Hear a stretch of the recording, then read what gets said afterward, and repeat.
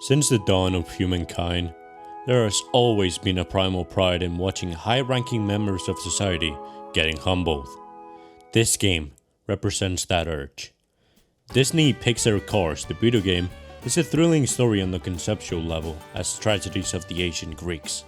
You control Lightning McQueen, a car whose selfish and lazy lifestyle will be uprooted when he ends up in a small commune.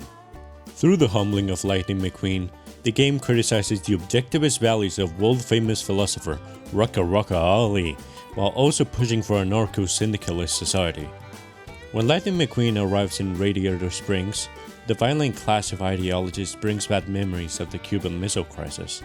Despite taking place in the South, the game is very much against religion, similar to the works of Nietzsche. Doug Hudson is the spitting image of Nietzsche. Both of them are dead. But the masterclass in philosophy of this game contains more than just a reference to the funny mustache man. First, I would like to take a closer look at the character of Strip Weathers. Strip Weathers in many ways represents one of Nietzsche's ideals, the idea of the Übermensch, the ideal human being to follow the example of. The character of Chick Hicks' Instant Piss as the main rival represents the horror of a USSR Stalinist society. To enforce his brutality, he is played by Michael Keaton, the famous actor from brutal movies such as Minions, Mr. Mom, the live-action Dumbo movie, and also known for lesser-known roles like Batman. Lastly, we have Tow Mater, who goes to show even outside of this objectivist world that the proletarian are still nothing but overworked peasants in the eyes of the elite.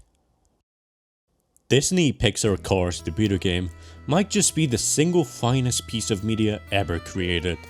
It's not just the Dark Souls of games, but of human ingenuity and knowledge. It's a love letter to the indomitable human spirit, and overall, a landmark in human achievements that will go down in the history books as a triumph. It has a monetary system even more complicated than Monopoly, and gore more brutal than South Park theme song lyrics 2000. The game greatly helped me hide my several hundred war crimes against humanity, but sadly it couldn't save my marriage. It did, however, get me through that horrible divorce. Let's just say, she might have taken the kids, but she'll never take away my little car game. Also, the female car might have me acting, let's say, hypothetically, unwise.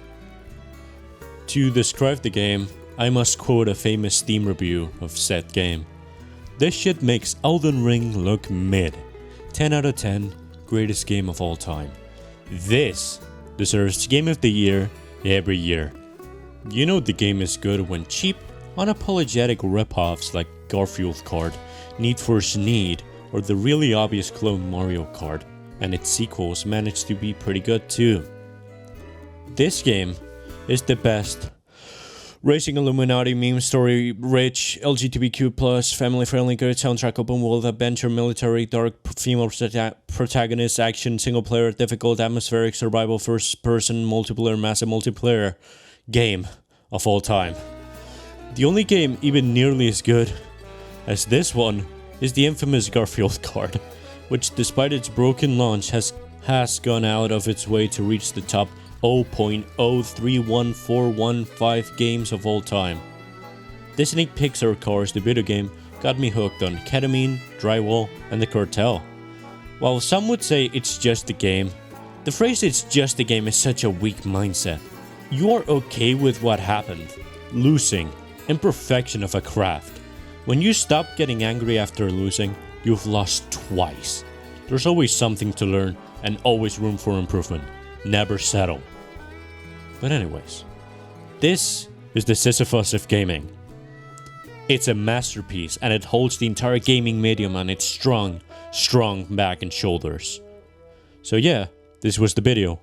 Happy April Fools. Hope this video doesn't get stolen by a big YouTuber.